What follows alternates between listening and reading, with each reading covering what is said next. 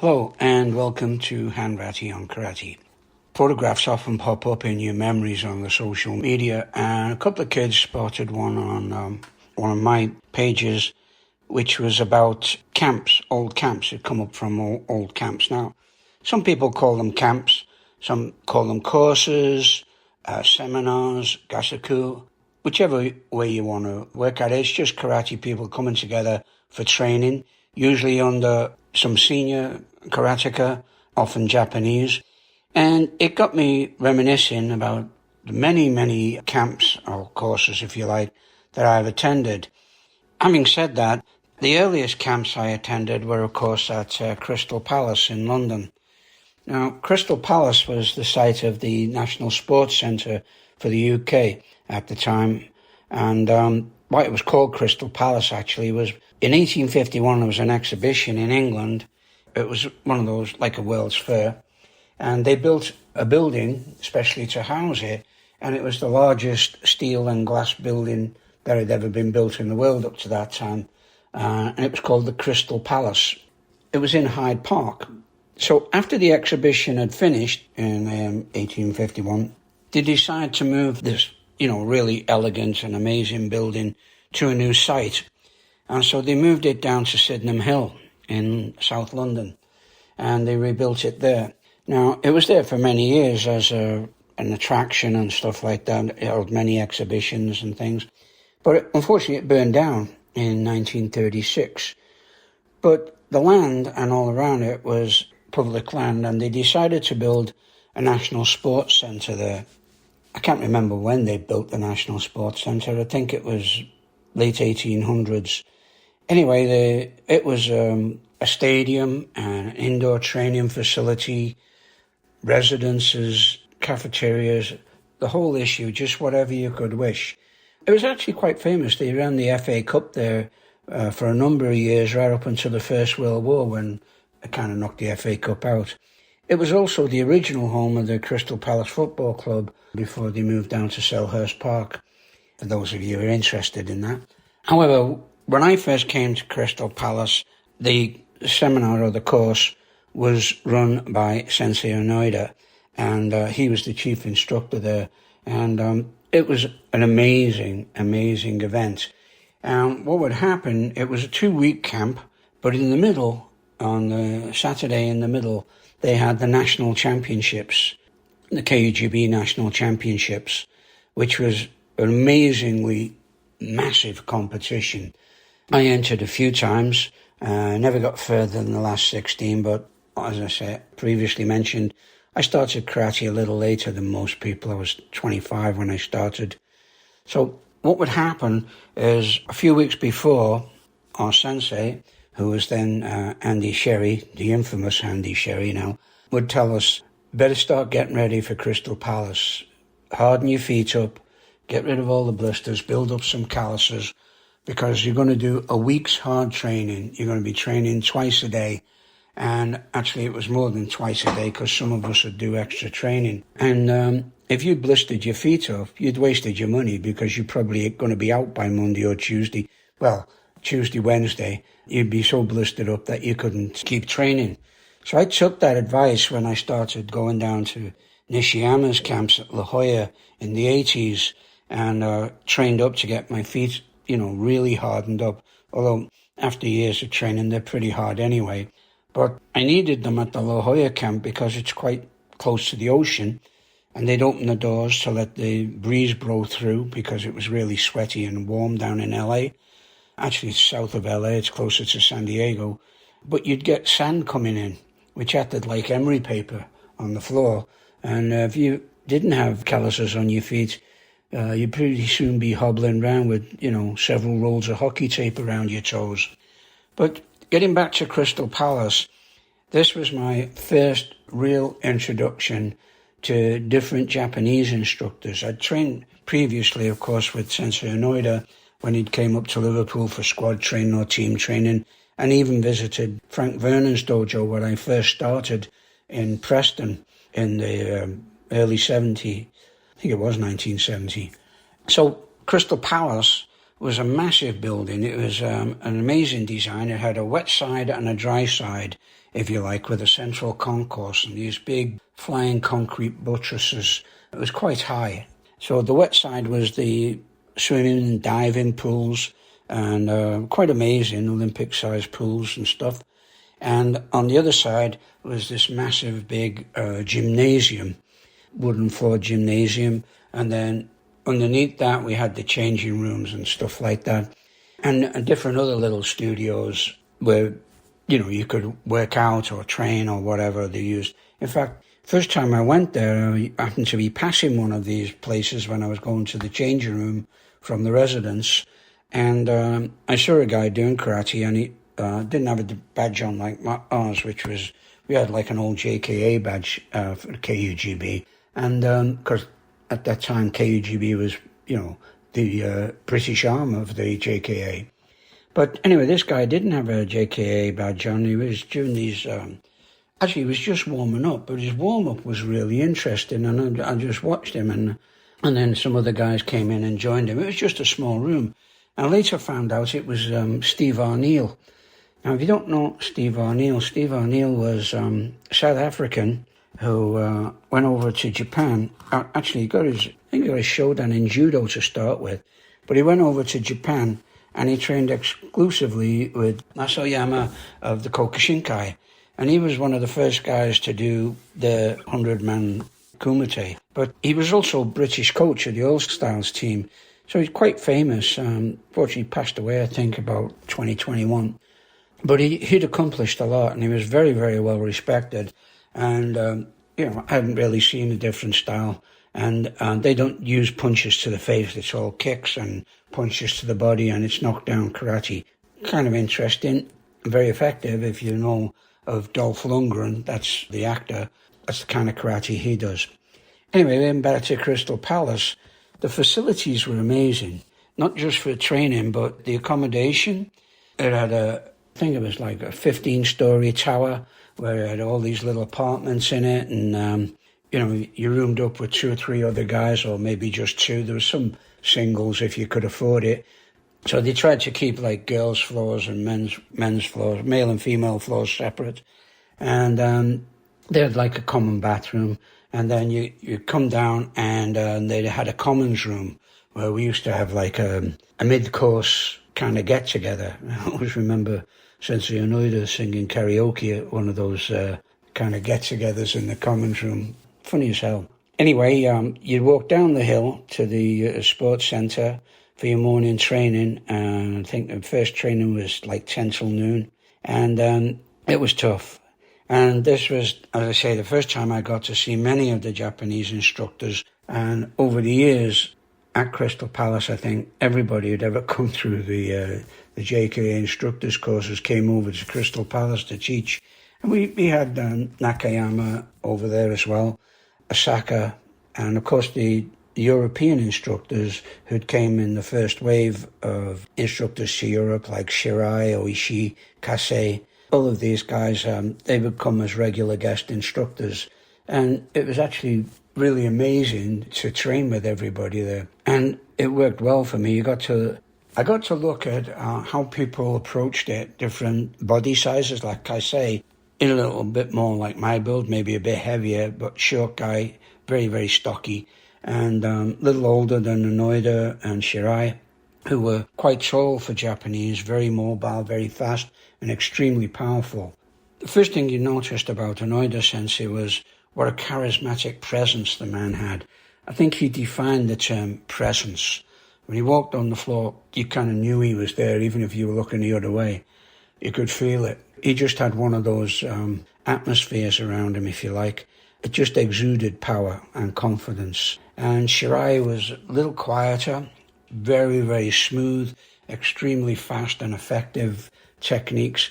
Kase a little bit different, but amazingly mobile for a heavier guy and a ton of power. He used to operate mostly in Furudachi or Sochin stance, and he worked us on that quite a lot. The junior instructors at that time, I can remember Tomita and Ota, and I think Kawazoe came a few times, but I'm not sure if Kawazoe had graduated from the instructor's course at that time. I know he graduated after Anoida and Shirai and those guys, but I'm not sure when. Anyway, Kawazoe amazed me with his flexibility and just the smoothness of the kicks, and I always wished I could be that flexible. Osaka was quite amazing. I think he'd won the kata championships quite a few times by then, and he'd come to maybe teach us kata, different katas and stuff like that. Of course, we also had our own homeborn guys who we looked up to. So he'd be in the line with the likes of Terry O'Neill, Bobby Poynton, Billy Higgins, Bob Rhodes, Dave Hazard, all of these guys. And they were pretty amazing in their own rights. Like Billy Higgins had been on the World All-Stars team, had won loads of stuff in Japan. Same with Terry O'Neill, he'd an amazing karate man, some of the fastest kicks you've ever seen in your life. I'm not sure if Frank Brennan kicked faster or whatever, but Frank had amazing timing. So all of these guys would be in the line with you, Joe Farley and stuff like that. And you'd go through a week of training every day. And I would often get up early in the morning and go out for a little kata practice down on the field. I'd often meet my mate Bob Rhodes there. We'd do kata before the course and go on and then go and have breakfast and then start a class again. If the weather was nice, Sensei would take us out on the field, and it'd take you like 3 weeks to get the grass stains out of your gi, especially if he had you doing unsu or something like that, or you were guaranteed to get covered in grass stains. But it was amazing experience. It was extremely educational. It brought forth a lot of camaraderie, and you got to see what other people could do. Now, the thing about Gashoku, seminars, courses, camps, whatever you want, is I always tell my guys to go, even if they're a different organization that's running it, go and do the camp and just see where you are. And surprisingly enough, they all come back, and, you know, I'm quite proud to say that they fit in anywhere, even look as good, if not better, than some of the guys who are running the camps. So I'm always pleased with that, and I've got no comebacks about just letting people go and train wherever they want, especially my people, because I know how I train, what my standards are, and I'm not going to, drop my standards. But going to these places, going to these seminars with different instructors will give you a good idea of where you're coming from and maybe what you need to do to get better. And my philosophy has always been, you can learn from everyone. Even a beginner coming in the door can teach you. Maybe it's his attitude, maybe it's how he approaches something, but everybody can learn from everybody. Nobody's better than anyone. At least as soon as you look at somebody, he's at least your equal until it's proved differently. So Crystal Palace, an amazing place, and the camaraderie was fantastic. I still remember going over the road to the judge a couple of times with Billy Higgins and Bob Rhodes for a pint. Many, many great memories for me, and I was really fortunate to be able to go there. So, as I say, the national championships were held in the middle of the camp. So you had first week and then second week. I never ever attended the second week because 1 week was good enough for me, and then I always wanted to get in on the national championships. And I was fortunate, as I say, I got through to the last 16, I think in the 78 championships, and then I come up against Judge Godfrey, because what happens is they bring in the seeded fighters, winners or champions from past year, and they come in. So you've fought your way through all day, and you're going from ring to ring, go to this ring, go to that ring if you've won, go home if you haven't, or go sit down. And some great fights. Actually, I remember beating Ronnie Watts in one fight on the eliminations. And don't know Ronnie Watts, he's a Scottish guy, calls himself the Scottish Samurai, but there's loads of people call themselves everything, doesn't mean much. Actually, I thought I was going to get DQ'd because Ronnie come charging in and I caught him with a straight point straight to the nose, and there was a little bit of blood, but in those days we didn't have fist pads, it was all bare knuckle, no mouth guards, and Bobby Poynton was reffing, so he called his refs round, and they discussed it, and they thought that, Ronnie had charged in and I just stuck my fist out and he ran onto it. It was probably right, so I didn't get DQ'd and I got the point and won that match. But as I say, I come up against George Godfrey. Now, George Godfrey had been European champion. He was also 6'6" or something like that. And I'm 5'6", so he had, 2 foot reach on me. But I got a really nice picture of me trying to get inside it, and he's just like swatting me away. So that didn't last long. However, what happened then was at the end of the day, when all of the finals had been done, the finals were held at night up on the main floor, and they had one big ring. Sensei used to do this fantastic demonstration with his own kata to Japanese music in traditional gear, and this probably you'll ever look at one of those demonstrations. They're probably on YouTube. Sensei Hanratty's kata. You get to an idea comes across of the presence of the man and the attitude, the charisma that he carried, and it's worth watching it for that. Anyway, so I think it was in 78 when I'd gone through to the last Sensei. So I was up on the main floor, and the place is absolute packed. It couldn't be more packed if it was a football match. People are sitting on the floor, and so I got as close to the ring as I could, and because I knew all the referees and that, they didn't chase me away, so I was sitting about 3 feet from the ring, and I was taking some pictures as well. Anyway, it was an amazing fight, some amazing fights. Frank Brennan got knocked out by John Bolton, another guy from our club, the Triangle. Really nice guy, John. Saw him a while ago when I was in Liverpool at World Championships. Still looks just the same. Really super nice guy, hell of a fighter. Anyway, I think the semi-finals was Phil Duval, really good fighter too. Changed his name after that. I can't quite remember what it was, but I knew him as Phil Duval. And Terry O'Neill in the semis. And that was a fantastic fight. And Terry won it, but there was a little bit of a dispute on it. Terry went to throw an Ushiro, spinning back kick, and Phil double palms down to block the back kick. Terry just lifted his foot and hit Phil right in the temple with his heel. Phil went down like a ton of bricks. And then they had a bit of a conflab with the judges, and I could hear them going on. But Sensei Hanratty says, no, point, because Phil was kind of unconscious for a minute or two. But what Sensei Hanratty said was he banged his head on the floor, and that's what knocked him out. Now, you can argue about it all day, but anyway, Terry got the point and went through to the final. So the final was against Steve Cattle. Steve Cattle, another really, really amazing guy. Fantastic guy, one of the nicest guys you'd ever meet. And absolute murder in a fight. I fought Steve, ended up getting my cheekbone broken because he had a hell of a punch. He was also a judo man from way back. Steve originally from York, but he trained at the Kirkdale Club, which is kind of like the rival of the Triangle in Liverpool. If you know Liverpool, you split into two teams, you're Liverpool or you're Everton, red or blue. Well, the Triangle and Kirkdale were kind of like that. I mean, we're always good for a laugh. And we both mixed together. We knew a lot of people from their club. They knew a lot of people from ours.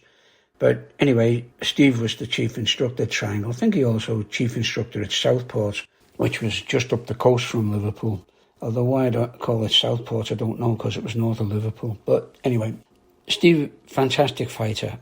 He'd won tons of competitions, tons of bouts. And he was just like, you can picture a Jack Russell going after a load of big dogs. Then you get the idea of what Steve was like. He'd just go at you.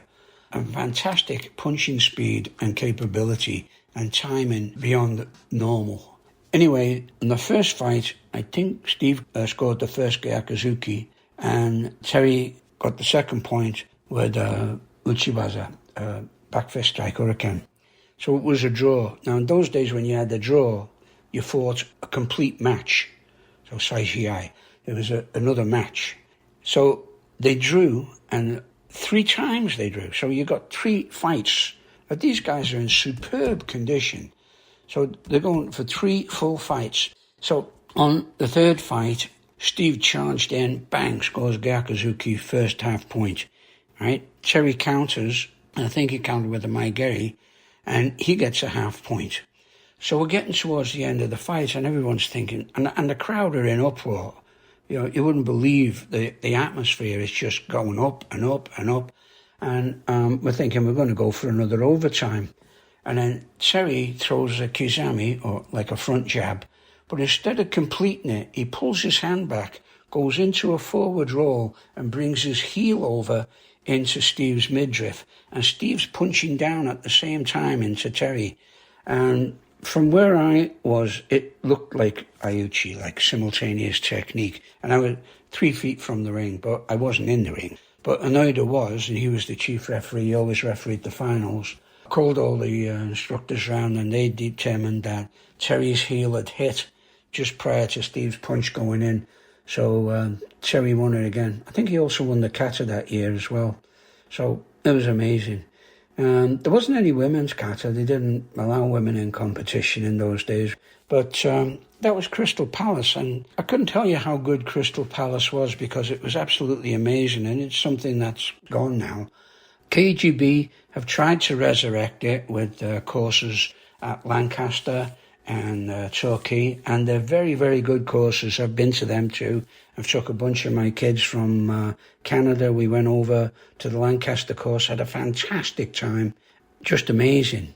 So that was that camp.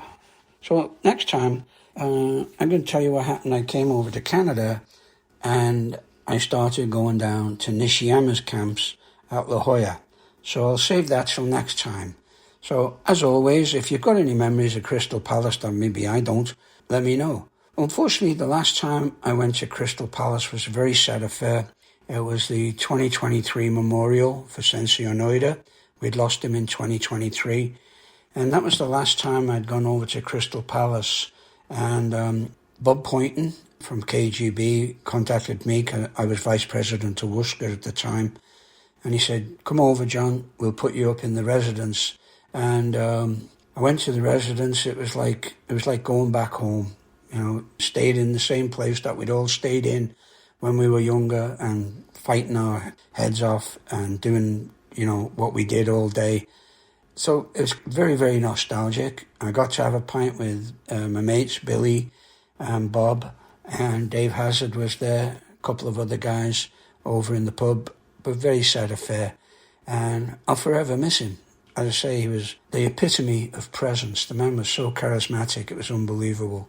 And all he lived for was karate. But anyway, that's all for now. We'll talk to you again.